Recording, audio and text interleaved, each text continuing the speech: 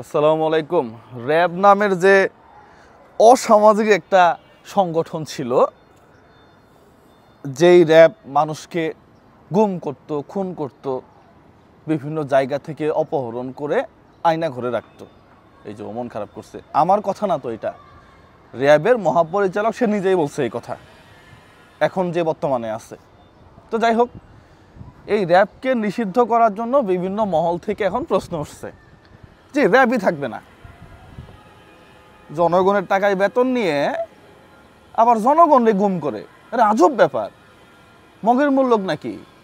এখন তো আর জোর জলম নাই, র্যাবরে হটাই দাও।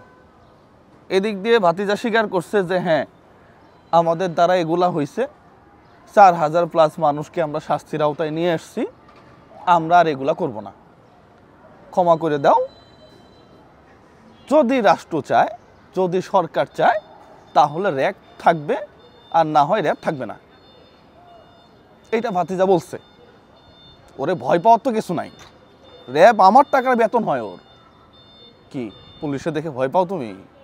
পুলিশের বেতন হয় আমার টাকায়।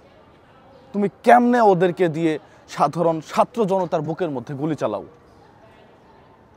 র্যাব শুনলেই শরীর কাঁপে, কাঁপে তো নাকি? ও ভিডিও দেখতেই ভয় পেতেছে। এই সংগঠন নিষিদ্ধের দাবি উঠতেছে এখন। কতটুকু লজ্জাকর একটা বিষয়।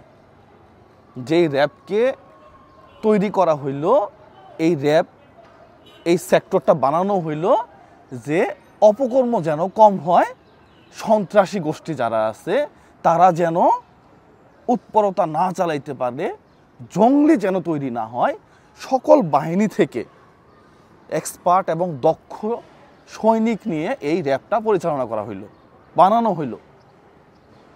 আর আজকে র্যাব দিয়ে গুম করো। র্যাব স্বীকার করছে আজকে আয়নাঘর ছিল।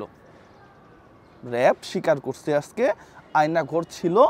ওই আয়নাঘরটা এখনো অক্ষত অবস্থায় রাখছে, তদন্তের স্বার্থে, জাতি দেখবে এই স্বার্থে। আপনি কি বলবেন?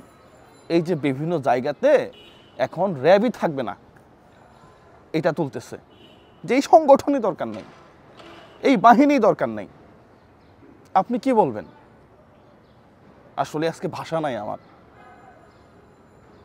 4500 শাস্তি হয়েছে।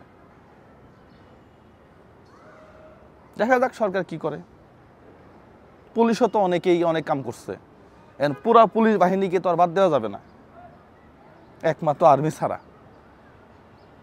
দেশ তো চালাইতে হবে। দেখেন আপনারা অন্য কোনো বাহিনী তৈরি করবেন কিনা। সাধারণ মানুষ হইতেছে রোহিঙ্গা, যেই আসবে, মানে অন্য যে দল আসবে আর কি, ও এসে প্রভাব বিস্তার করবে, চাঁদাবাজি করবে, র্যাবরে কাজে খাটাবে, পুলিশরে কাজে খাটাবে। বাংলাদেশের ভাগ্যের পরিবর্তন হবে না এই র্যাব থাকলেই কি না থাকলেই কি। আমার কাছে মনে হয় থাক, চলুক এইভাবে দেশ, যে কয়দিন আসি আর কি। সবাই ভালো থাকবেন, সুস্থ থাকবেন। তবে আমার টাকায় যার বেতন হয়, সে যদি আমাকে আয়না ঘরে রাখে, এটা খুব লজ্জাজনক। ক্ষমতার পালাবদল হয় ভাইয়া, 15-20 বছর পরে হইলেও ক্ষমতার পালাবদল হয়। আসসালামু আলাইকুম ওয়া রাহমাতুল্লাহ।